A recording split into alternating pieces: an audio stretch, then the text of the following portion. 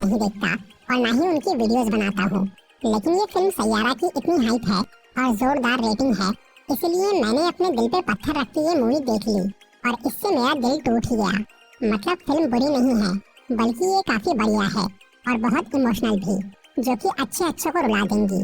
और इस मूवी ने 4 दिन में ही 100 करोड़ की कमाई कर ली, इसीलिए मैंने सोचा कि मैं भी थोड़ा कमा लूं। तो अगर आप इस इंटरेस्टिंग सी रोमांटिक फिल्म को समझना चाहते हैं तो ये वीडियो देखते रहिए। आज मैं सैयारा मूवी को शॉर्ट में एक्सप्लेन करूंगा, तो चलिए शुरू करते हैं।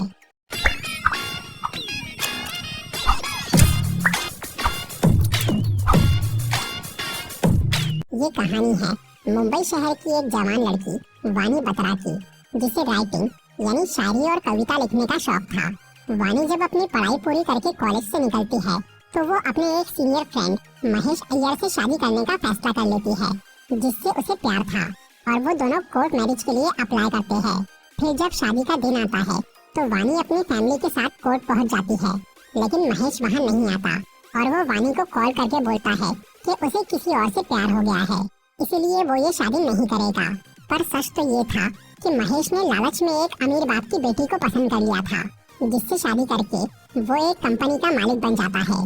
इधर वानी वो खबर सुन के बेहोश हो जाती है और फिर वो डिप्रेशन में चली जाती है, क्योंकि उसे महेश से बहुत प्यार था और उससे रिश्ता टूटने पर वानी को काफी बड़ा सदमा लगता है। इस तरह से 6 महीने बीत जाते हैं और वानी अपने सभी काम और शौक छोड़कर बस अपने कमरे में उदास पड़ी रहती है। लेकिन फिर उसके माँ बाप उसे काफी समझाते हैं और वानी को जॉब करने के लिए मोटिवेट करते हैं ताकि उसका दर्द कम हो सके। तब वो काफी मुश्किल से अपने घर से बाहर निकलती है और एक सोशल मीडिया कंपनी में राइटिंग की जॉब के लिए अप्लाई करती है। फिर जब वानी इंटरव्यू के लिए उस कंपनी में जाती है तो वहाँ उसकी मुलाकात क्रिश कपूर नाम के एक लड़के से हो जाती है, जो कि एक म्यूजिशियन और सिंगर था। वो काफी अच्छा गाता था और बढ़िया म्यूजिक बनाता था, पर क्रिश बहुत ही गुस्सैल टाइप का इंसान था और उसे नाइंसाफी बर्दाश्त नहीं थी। क्रिश और उसके दोस्तों का जोश नाम का एक म्यूजिक बैंड था, जिसमें बाकी सब लोग इंस्ट्रूमेंट बजाते थे और क्रिश म्यूजिक कंपोज करके लीड सिंगिंग करता था। उनके ग्रुप में क्लियो नाम का एक अमीर लड़का था, जिसके पिता का एक रिकॉर्डिंग स्टूडियो था और जोश बैंड वाले अपने सभी गाने वहीं बनाते थे। फिर एक दिन उनका कोई सॉन्ग हिट हो जाता है तो क्लियो के पिता एक सोशल मीडिया कंपनी को उस बारे में आर्टिकल लिखने बोलते हैं, लेकिन वो कंपनी वाले उस आर्टिकल में बाकी मेंबर्स को छोड़ के सिर्फ क्लियो की ही तारीफ कर देते हैं। इससे गुस्सा होकर क्रिश वो कंपनी में जाता है और उस आर्टिकल के राइटर को थोड़ा पीट देता है। इसी बीच वो वहाँ वानी से भी टकरा जाता है और उसकी एक डायरी देख लेता है, जिसमें वानी अपनी शायरी लिखती थी। क्रिश को उसकी राइटिंग पसंद आ जाती है, फिर वो वहाँ से निकल जाता है। उधर उसके दोस्त इस तमाशे से नाराज थे, इसलिए क्रिश गुस्से में अपना बैंड और दोस्तों को छोड़ देता है। बस उसका एक दोस्त केबी उसके साथ था, जो कि मैनेजमेंट संभालता था। फिर क्रिश अकेले ही एक शो परफॉर्म करता है, जो कि काफी हिट होता है, इसलिए केबी उसके पास एक ऑफर लाता है, जिसमें प्रिंस नाम के एक बड़े सिंगर को कोई नए तरह का गाना चाहिए था। इसके लिए उसने कई जवान बैंड वालों को अपने ऑफिस में बुलाया था। क्रिश वहां जाता है और इत्तेफाक से उसी जगह पे वानी भी आती है, जो कि प्रिंस का इंटरव्यू लेने आई थी। फिर वहां पे क्रिश वानी की डायरी की एक कविता से एक गाना बना देता है, जो कि प्रिंस को पसंद आ जाता है। तब क्रिश वानी के साथ मिलकर प्रिंस से ये सौदा करता है कि वो दोनों उसे एक गाना बनाकर देंगे और बदले में वो उन्हें पैसे और प्रमोशन देगा। ये डील फाइनल हो जाती है, लेकिन इसमें प्रॉब्लम ये थी कि वानी ने अपने डिप्रेशन की वजह से वो पोएम का आधा पेज फाड़ दिया था और अब उसे वो लिरिक्स याद नहीं आ रहे थे। ऊपर से वो उदासी के मारे कुछ नया लिख नहीं पा रही थी। तब क्रिश उसे थोड़ा घुमाता फिराता है और खुश करता है। इससे वानी अपना गम भूलने लगती है और उसकी क्रिएटिविटी जाग जाती है। तब वो उस कविता को पूरा कर देती है, जिससे क्रिश एक बढ़िया गाना बना देता है। सब कुछ काफी अच्छा चल रहा था, लेकिन तभी वानी के सामने क्रिश का ऐसा अतीत आता है जिसने उसे काफी कठोर बना दिया था और उससे वो आज भी परेशान था। असल में क्रिश की माँ उसके बचपन में ही मर गई थी, जिससे उसका पिता दुखी होकर एक शराबी बन गया था। इसकी वजह से क्रिश ने अपना बचपन बहुत मुश्किल से काटा। ऊपर से आज भी उसका बाप पी के हंगामा करता रहता था, जिससे पुलिस वाले क्रिश को डांटते थे कि वो अपने बाप को संभाल नहीं रहा है। इसलिए वो एक दिन अपने पिता पे बहुत गुस्सा करता है और फिर सबसे दूर चला जाता है। तब वानी क्रिश से मिलती है और उसे बोलती है कि जैसे उसने उसकी मदद की, वैसे ही वो भी उसकी मदद करना चाहती है, जिसके लिए क्रिश राजी हो जाता है। और वो अपने पिता को माफ करके उन्हें वानी के साथ एक अल्कोहल रिहैब सेंटर में एडमिट कर देता है। लेकिन उस जगह की फीस बहुत ज्यादा थी। तब क्रिश पैसों के लिए अपना नया सॉन्ग जो कि वो प्रिंस के साथ कोलैबोरेट करके बना रहा था, उसका पूरा कॉपीराइट प्रिंस को दे देता है। इससे उसे ज्यादा पैसे मिल जाते हैं। लेकिन क्रिश का कोई नाम नहीं होता और उसका स्टार बनने का सपना अधूरा रह जाता है। इसी बीच वानी और क्रिश को एक दूसरे से प्यार हो गया था। इसलिए अब वानी क्रिश का सपना पूरा करने के लिए उसे उसके जोश बैंड वाले दोस्तों से मिलवा देती है और अब वो खुद भी उस ग्रुप में शामिल होकर उन्हें नए नए गाने लिखकर देने लगती है, जिन्हें गाकर क्रिश और उसका बैंड बहुत हिट होने लगता है। लेकिन फिर एक दिन वानी के घर वाले उसे क्रिश के साथ देख लेते हैं और उन्हें ये डर लग जाता है कि फिर से कोई लड़का उनकी बेटी के साथ टाइम पास कर रहा है जो उसे बाद में धोखा देगा। इसलिए वानी की माँ उसे बहुत बातें सुनाती है कि वो फिर से प्यार और डिप्रेशन के चक्कर में ना पड़े। इससे घबराकर वानी बेहोश हो जाती है और फिर जब उसे हॉस्पिटल में ले जाया जाता है तो वहाँ ज्यादा कुछ पता नहीं चलता। इसलिए वो डॉक्टर्स उसे न्यूरोलॉजिस्ट यानी दिमाग के स्पेशलिस्ट के पास जाने बोलते हैं। इसी दौरान क्रिश को काम के लिए एक दूसरे शहर जाना था, जहाँ पहुँचते ही कई सारे फैंस क्रिश को घेर लेते हैं क्योंकि उसके गाने हर जगह वायरल हो गए थे और इसी वजह से जोश बैंड वालों को कई बड़ी कंपनी साइन कर लेती है। इस सब के लिए क्रिश वानी को जिम्मेदार मानता है क्योंकि उसने न सिर्फ उन्हें बढ़िया गाने लिखकर दिए थे बल्कि उसने क्रिश की कमियों को दूर किया और उसे प्यार देकर एक अच्छा इंसान बनाया।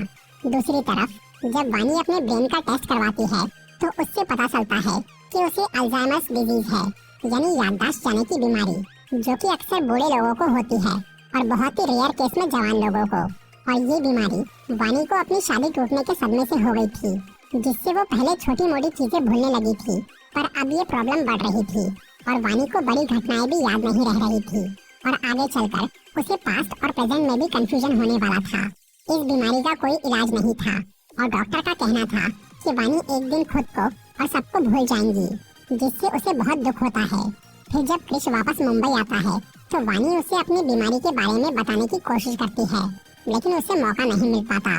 तब वो इस बात को छुपा लेती है ताकि क्रिश अपने काम से भटके ना। इसके बाद वानी की जिंदगी में वही आदमी वापस आ जाता है जिससे उसकी शादी टूटी थी। असल में महेश अय्यर वानी की सोशल मीडिया कंपनी के साथ मिलकर कोई काम कर रहा था, पर उसे देखकर वानी का पुराना जख्म हरा हो जाता है। इससे उसकी बीमारी पे बुरा असर पड़ता है और अब वो बहुत कुछ भूलने लगती है। फिर एक दिन क्रिश एक शो के लिए दूसरे शहर में जा रहा था।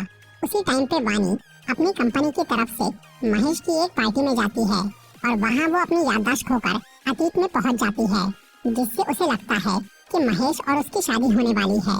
इसीलिए वो उस बारे में बात करना चालू करती है, लेकिन महेश को लगता है कि वानी मजाक कर रही है, इसलिए वो उस पर हंस देता है। तब वानी बहुत गुस्सा हो जाती है और उस पार्टी में तमाशा करने लगती है, जिसकी वजह से उसे वहाँ से भगा दिया जाता है। पर वानी का फोन और बैग वहीं छूट गया था। फिर जब क्रिश उसे कॉल करता है तो उस पार्टी का एक वर्कर उसे वानी की हरकत बता देता है। ये सुनकर क्रिश अपनी फ्लाइट छोड़कर वहाँ आ जाता है और वो वानी के बैग में उसकी मेडिकल रिपोर्ट देख लेता है, जिससे उसे वो बीमारी का पता चल जाता है। उधर वानी सबसे दूर अकेले एक ग्राउंड पे थी। उसे अब समझ में आ गया था कि उसने वो पार्टी में क्या गड़बड़ की है। फिर क्रिश वहाँ आता है तो वानी उसे खुद से दूर जाने बोलती है ताकि उसकी वजह से उसका करियर बर्बाद ना हो। लेकिन क्रिश को उसकी बीमारी से कोई फर्क नहीं पड़ता, वो हर हाल में उसके साथ रहना चाहता था।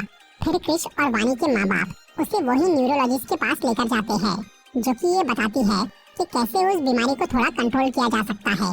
इसके लिए उन्हें वानी को एक अलग माहौल में स्ट्रेस से दूर रखना होगा और दवाइयों के साथ एक हेल्दी रूटीन फॉलो करना होगा। तब वानी के माँ बाप 2 महीने के लिए उसे कहीं ले जाने का सोचते हैं, लेकिन क्रिश ये काम खुद करने का फैसला करता है क्योंकि अब वानी के माँ बाप उस पर भरोसा करने लग गए थे। फिर वो अपने सभी शोज कैंसिल करके वानी को शहर से दूर एक बीच हाउस पे रहने लेकर जाता है। वहाँ वो दोनों कुछ दिन तक बहुत एंजॉय करते हैं, लेकिन उधर क्रिश के बैंड को उसकी जरूरत थी, इसलिए वानी उसे अपना काम स्टार्ट करने बोलती है। तब एक दिन क्रिश एक कॉन्सर्ट के लिए जाता है और वानी भी उसके साथ आती है। उस जगह पे महेश अय्यर भी मौजूद था क्योंकि वो शो उसी ने स्पॉन्सर किया था। फिर जब क्रिश स्टेज पे जाता है और वानी वहाँ महेश से मिलती है तो वो दोबारा अपने अतीत की यादों में लौट जाती है।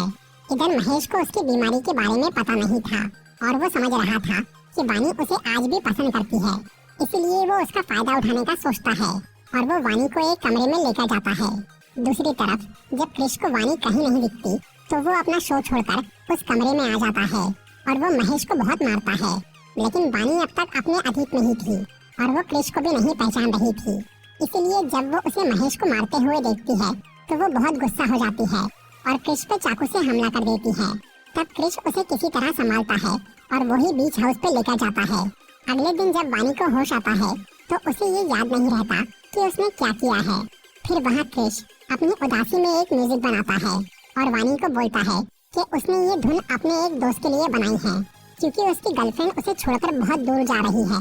तब वानी उसे ये कहती है कि वो उस म्यूजिक के लिए एक गाना लिख देंगी जिसे सुनकर उसके दोस्त की गर्लफ्रेंड वापस आ जाएंगी। इसके बाद क्रिश वहाँ से निकलकर अपने दोस्तों के पास जाता है और उन्हें बोलता है कि वो बैंक छोड़ रहा है क्योंकि उसे वानी के पास रहकर उसका ख्याल रखना है। इस पर उसके दोस्त बहुत नाराज होते हैं, लेकिन क्रिश अपना फैसला नहीं बदलता। फिर वो वापस उस बीच हाउस पे जाता है तो वहाँ उसे वानी नहीं मिलती। वो ना अपने घर पे थी और ना ही पूरे शहर में कहीं भी। वानी अकेले ही कहीं चली गई थी, पर जाने से पहले उसने क्रिश के लिए सैयारा नाम का एक गाना लिख दिया था जिसका मतलब होता है एक अकेला भटकता हुआ सितारा। क्रिश को वो कविता देखकर वानी की बात याद आती है कि उसे सुनकर उसके दोस्त की गर्लफ्रेंड वापस आ जाएंगी। इसलिए वो उस पर गाना बनाने का फैसला करता है। फिर क्रिश अपने दोस्तों के पास जाता है और उनके साथ मिलकर सैयारा गाना बनाता है और उसे हर जगह पहुंचाने का सोचता है ताकि वो सुनकर वानी वापस आ जाए। वो गाना जब तैयार होता है तो बहुत वायरल हो जाता है और क्रिश उससे एक सुपरस्टार बन जाता है। लेकिन वो खुश नहीं था क्योंकि वानी अब तक वापस नहीं आई थी। इसलिए क्रिश उस गाने को दुनिया भर में हर जगह तब तक गाने का ठान लेता है जब तक वानी मिल नहीं जाती। इस तरह से एक साल बीत जाता है, लेकिन अभी तक वानी का कोई पता नहीं मिला था। फिर एक दिन क्रिश और उसके दोस्त अपना सबसे बड़ा शो करने के लिए लंदन में जाते हैं। तब वहाँ केवी एक स्टेडियम की स्क्रीन पर वो रील्स प्ले करना शुरू करता है जो उनके गाने पर बनाई गई थी। तभी उनमें से एक रील में उसे वानी दिख जाती है, जिसे देखकर क्रिश और सब लोग हैरान हो जाते हैं। फिर तलाश करने पर उन्हें पता चलता है कि वो रील मनाली की है। इसलिए क्रिश अपना शो छोड़कर तुरंत अकेला मनाली चला जाता है और वो उस रील के बारे में सबसे पूछते हुए एक महिला आश्रम में पहुंचता है, जहां की रिसेप्शनिस्ट उसे बताती है कि वानी एक साल से वहां रह रही है और अब उसकी याददाश्त बहुत कम हो गई है। लेकिन उसने काफी टाइम पहले क्रिश के लिए एक लेटर लिख के रखा था। उस लेटर में वानी ने लिखा था कि जब उसे ये एहसास हुआ कि उसने महेश के चक्कर में क्रिश पे हमला किया तो उसे बहुत पछतावा हुआ और उसे लगा कि वो अपनी बीमारी की वजह से क्रिश की जिंदगी बर्बाद कर रही है। इसीलिए वो उसी दिन सब छोड़ के अकेले मनाली आ गई ताकि उससे दूर रहकर क्रिश सक्सेसफुल हो जाए। लेकिन वानी को ये उम्मीद थी कि एक दिन वो उसे ढूंढते हुए वहाँ जरूर आएगा। इसलिए जब उसकी याददाश्त थोड़ी ठीक थी तभी उसने क्रिश के लिए एक लेटर लिख दिया था। फिर वो पढ़ने के बाद क्रिश वहाँ वानी से मिलता है। तब क्रिश उसे आश्रम से दूर एक मैदान में लेकर जाता है और वहाँ अपनी पुरानी बातें और आदतों को रिपीट करता है, जिसे देखकर वानी को सब याद आ जाता है और वो दोनों एक हो जाते हैं। फिर क्रिश उसे वापस मुंबई ला लेता है जहाँ वानी का इलाज होता है और उसके लिए ऐसा शेड्यूल और चीजें बनाई जाती है जिससे उसे सब याद रहे। फिर वो दोनों शादी कर लेते हैं और क्रिश उसे अपने लंदन वाले शो में साथ ले जाता है और दुनिया को अपनी कामयाबी का राज बताता है। तो दोस्तों, ये था सैयारा मूवी का एक्सप्लेनेशन।